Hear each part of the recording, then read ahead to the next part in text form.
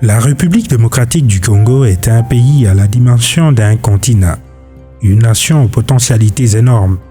Avec 26 provinces dont le Kasaï oriental, celle-ci a 5 territoires. Une superficie de 11 537 km² et une population estimée à plus ou moins 6 millions d'habitants. La première richesse connue de tous au Kasaï oriental sont les mines. La focalisation sur les mines, principalement sur celle du diamant, a dissuadé aussi bien les décideurs publics que particuliers à explorer d'autres potentialités que regorge le Kasaï oriental, notamment dans les secteurs de l'agriculture, pêche et élevage, pour lesquels la province a des potentiels à même déconjurer la sécurité alimentaire qui la gangrène actuellement et même vendre au-delà de ses limites géographiques.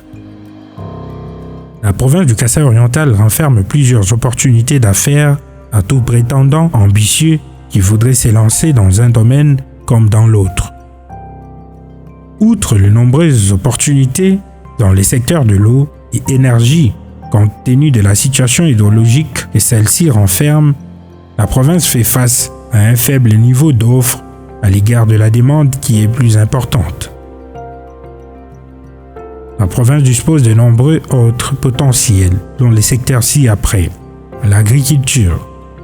Il a été révélé par une étude menée à l'aube de l'année 2020 par l'Organisation des Nations Unies pour l'alimentation et l'agriculture que sur une surface de 11 800 450 hectares de terres arables que possède le Kasaï oriental, seuls 183 723 hectares sont explorés, soit 84% de terres arables non explorées.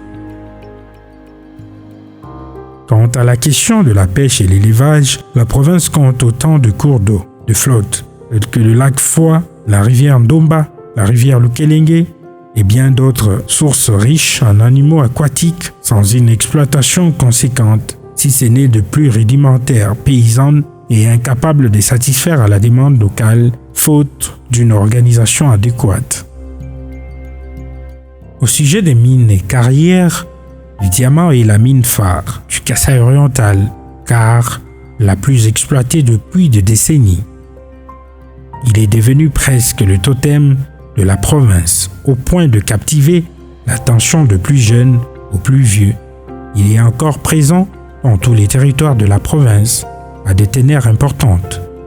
Le revenu issu du diamant ont représenté l'essentiel de l'appui financier au gouvernement central pendant la période d'agression qu'a connue la République démocratique du Congo entre 1998 et 2001.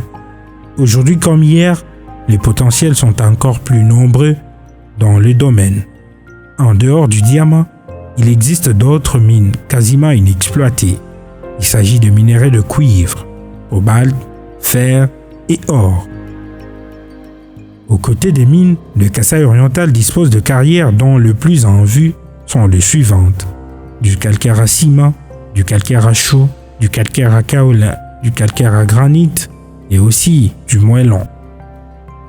Dans le domaine du tourisme, la province du Kasaï oriental dispose des sites touristiques intéressants mais cependant non mis en valeur, tels que les lacs Munkamba, la grotte de Kabeya-Kamara, la mine de Chibwe, les chutes de Tubitubidi, les chutes de Tiala, la source de Lukelenge, le centre hospitalier de Bibanga, près d'un siècle d'existence, la cour du grand chef de Bakwa-Kalonji, la résidence de Joseph Ngalula Pandangila, premier gouverneur du Kasaï oriental, et le polygone de la minière de Bakwanga, Miba.